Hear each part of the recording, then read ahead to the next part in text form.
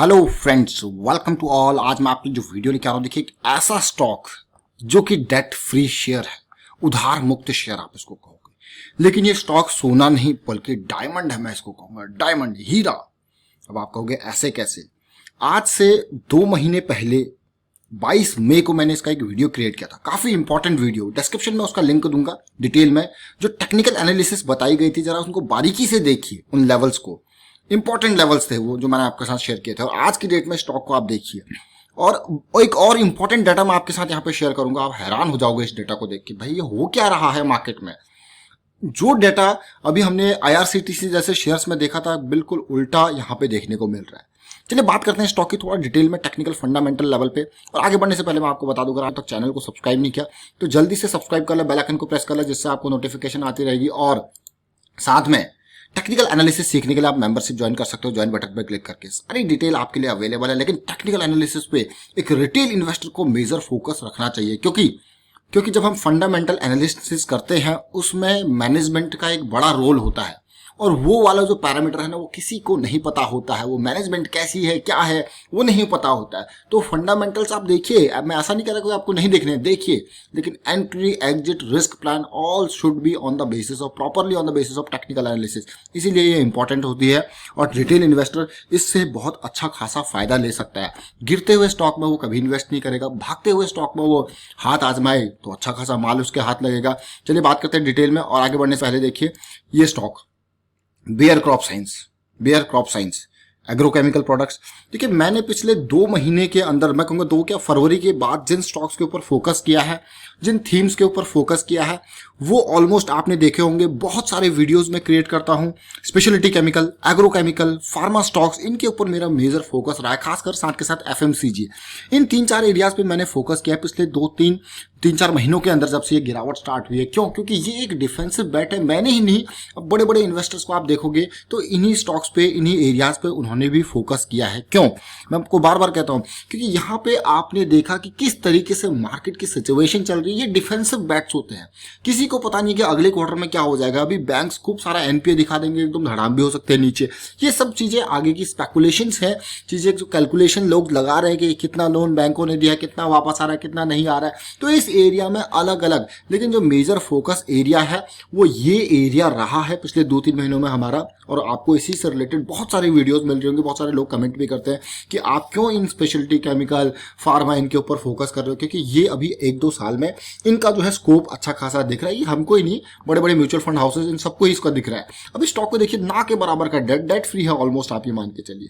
25% का sales growth, 8% का profit growth, 71% का प्रोमोटर होल्डिंग, बहुत ही जबरदस्त, नो डाउट। अभी का प्राइस 5500 के लेवल पे, मार्केट कैपिटलाइजेशन अच्छी है। अब मैं जो डेटा आपको दिखा रहा हूं उसको ध्यान से देखिए। इस स्टॉक का वीडियो, एग्रीकल्चर का शेयर, प्रॉफिट कमाल का, इसके रिजल्ट के साथ साथ हमने ये वीडियो क्रिएट किया था 22 मई को, मतलब आज से 2 महीने पहले। क्योंकि एक बहुत इंपॉर्टेंट लेवल पे ये ट्रेड कर रहा था। आपको मैं दिखाऊंगा इस लाइन को, आप कहोगे रे वाह क्या बात कही थी। क्योंकि ये मंथली टाइम फ्रेम पे पूरी की पूरी करेक्शन रिजॉल्व हो रही थी। और ये करेक्शन रिजोल्यूशन काफी इंपॉर्टेंट लेवल था, 44-4500 के आसपास इसका। और ये अगली रैली के लिए तैयार हो रहा था। जैसे कि हम बार बार कहते हैं, देखिए ये पूरी की पूरी करेक्शन रिजॉल्व हो रही है, कभी भी स्टॉक भाग सकता है। इसकी डिटेल में इस वीडियो का लिंक जो है मैं आपको डिस्क्रिप्शन में जरूर दूंगा, आप उसको देखिए टेक्निकल एनालिसिस के बेसिस पे। ये जो पीछे की टेक्निकल एनालिसिस लास्ट में, बस इस पार्ट को देखने की कोशिश कीजिए। मैंने आपको बारीकी से यहाँ पे चीजें बताई थी कि कैसा कैसा यहाँ पे होगा। ये एरिया जो है वो बहुत इंपॉर्टेंट है, 4600 से 4700 का क्लियर कट आपको सिग्नल यहाँ पे दिए गए थे। क्यों? क्योंकि हमें दिख रहा था यहाँ पे पॉजिटिविटी कि इस एरिया को कभी भी भाग सकता था। लेकिन मुझे दिख रहा था कि हाँ, अगर थोड़ा करेक्शन आती है तो अच्छी बात है, लेकिन करेक्शन से पहले ही ये भाग सकता है, तो इसको नजर में रखना। आप इसको देखिए, बिल्कुल आपको बारीकी से यहाँ पे चीजें बताई गई थी, समझाई गई थी। और ये देखिए, ये उस रेंज में उस टाइम पे था, और ये करेक्शन कभी भी रिजॉल्व हो सकती है, बारीकी से बताया गया था। मैं फिर से इसको फोकस करूंगा, क्या वो लेवल था। 22 मई की डेट है जो हमें मिल गई है पुराने वीडियो को सर्च करके, इसलिए इसका लिंक भी आपको डिस्क्रिप्शन में मिल जाएगा। फिलहाल अभी मैं जो डाटा आपके साथ शेयर करने वाला हूं उसको देखिए। इस डाटा पॉइंट को मैं आपको दिखाऊंगा। और इस स्टॉक को पहले देखते हैं यहाँ पे अभी के कारोबार को। अगर बेयर क्रॉप साइंस का हम देखें तो किस तरीके से चल रहा है। देखिए अभी हमने रैलीज इंडिया की बात भी करी थी पिछले वीडियो में, वहां पे भी हमको जबरदस्त तरीके से सिचुएशन देखने को मिली थी पॉजिटिव। फिलहाल 5560 का फ्राइडे का कारोबार, इसका हाई यहाँ पे प्राइस है, लास्ट प्राइस, और 68% की डिलीवरी यहाँ पे देखने को मिली थी। और अब मैं आपको जो डाटा दिखाऊंगा वो पिछले 3 क्वार्टर का डेटा दिखाऊंगा। मैंने अभी ये चीज़ नई स्टार्ट कर रखी है कि आपको इन डाटा पॉइंट्स को जरूर दिखाऊंगा, क्योंकि ये इस टाइम पे शेयर्स में बहुत चीज़ें हलचल हुई है, तो इसीलिए मैं आपको ये जरूर दिखाने की कोशिश करता हूँ कि आजकल जून क्वार्टर का डेटा आ रहा है तो आपके साथ शेयर करूंगा, क्योंकि हम ऐसा नहीं है कि ये जो सारी चीज़ें BSE इंडिया पे आपको भी मिल जाएंगी, आप भी देख सकते हो इसको, तो ऐसा कोई अलग से चीज़ें हम यहाँ पे दिखा नहीं रहे, बट ये थोड़ा सा एनालाइज करके चीज़ें सोच समझ के इसको आपको दिखा रहे। देखिए, अगर मैं बात करूँ, ये दिसंबर क्वार्टर है, फर्स्ट वाला बॉक्स, सेकंड वाला बॉक्स मार्च क्वार्टर है, थर्ड वाला बॉक्स आपका जून क्वार्टर है, इस चीज़ को ध्यान रखें। फर्स्ट वाले बॉक्स में देखते हैं तो म्यूचुअल फंड के पास यहाँ पे बेयर क्रॉप साइंस के कितने शेयर्स थे, 40 लाख शेयर्स, 8.97% की होल्डिंग थी, और जिसमें आदित्य बिरला सन लाइफ एक मेजर म्यूचुअल फंड था। उसके बाद मैं देखता हूँ यहाँ पे 16 म्यूचुअल फंड पहले थे और मार्च क्वार्टर में 20 हो जाते हैं और शेयर्स और बढ़ जाते हैं। देखिए, शेयर 40 लाख से 44 लाख हो जाते हैं, यानी कि 4 लाख शेयर और खरीदे गए हैं, 9.81% की होल्डिंग हो जाती है। अच्छी बात है भाई। और उसके अलावा अगर मैं जून में इसी डेटा को देखूं तो आपको यकीन नहीं होगा, जून का डेटा यहाँ पे म्यूचुअल फंड तो 20 है ही है, LNT के पास भी अच्छे खासे शेयर थे और आदित्य बिरला सन लाइफ के पास भी। ये शेयर होल्डिंग बढ़ के और ज़्यादा हो जाती है, यानी कि पहले 9.81 था, अब ये 9.96 हो गया, यानी कि जो पहले 44 लाख 10 हज़ार थे, अब 44 लाख 75 हज़ार थे। तो मतलब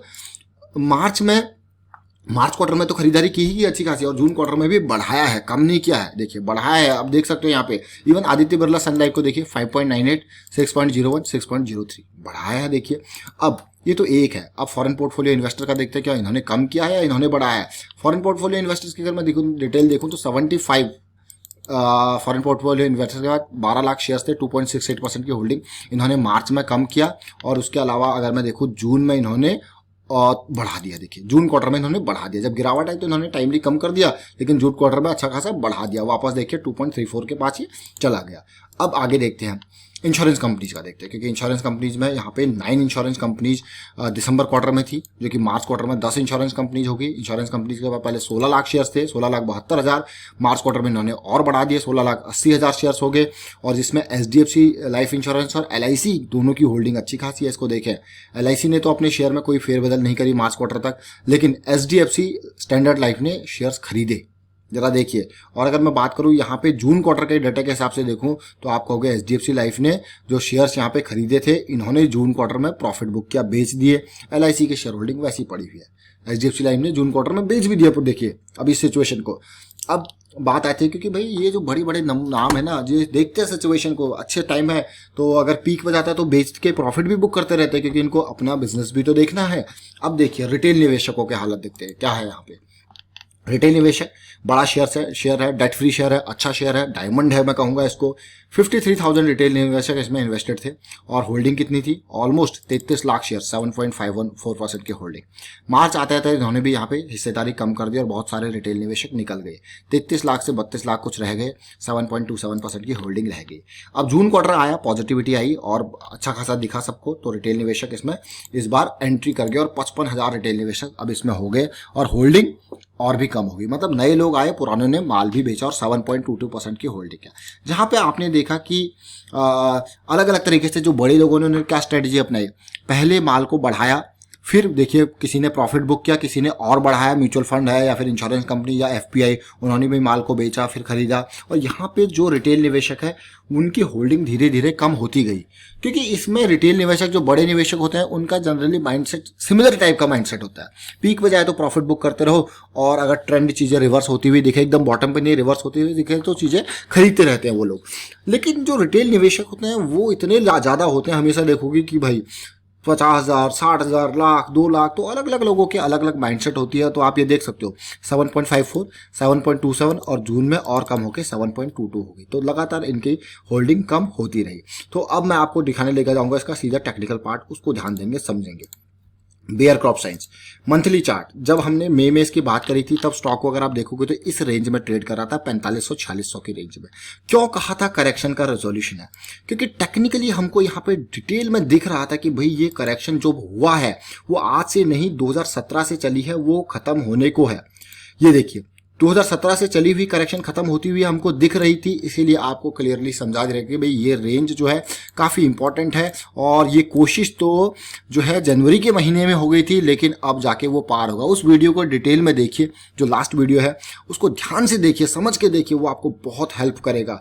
और इस तरीके की सिचुएशन अभी नहीं, आपको आने वाले टाइम पे भी मिलेंगी, तो आपको मदद मिलेगी उससे। अब मैं वीकली टाइम फ्रेम पे आपको लेके जा रहा हूँ इसी चीज़ को समझाने के लिए। ये देखिए, ये वो टाइम था मई का, ये रेंज थी 18 से, ये मई की रेंज, यहाँ पे ये बॉटम बना था। और हम यह कह रहे थे कि आपको कि भाई यहाँ पे करेक्शन जरूर आया है। अगर ये करेक्शन थोड़ा नीचे होकर 4000 की रेंज तक आता तो अच्छा था, लेकिन अगले डेली के टाइम फ्रेम पे ये भी आपको कहा होगा कि भाई ये मुश्किल है इतने नीचे तक आना, और यहाँ पे कभी भी तेजी से ये भाग सकता है। अब जो हमारे लर्निंग वाले मेंबर हैं उनको मैं एक बात यहाँ पे बताना चाहूँगा ध्यान से। देखिए, इस स्टॉक को आप तसल्ली से देखिए। अगर आप लर्निंग टेक्निकल एनालिसिस की कर रहे हो, देखिए बड़ी कैंडल छोटी कैंडल, लायंस अटैक ने क्या रिटर्न आपको दिया, आपका स्टॉप लॉस कितना है देखिए। बड़ी कैंडल छोटी कैंडल, इसको करेक्शन में कहूंगा, लायंस अटैक नहीं कहूंगा। और एक करेक्शन जो आया उसका रेजोल्यूशन देखिए 4600।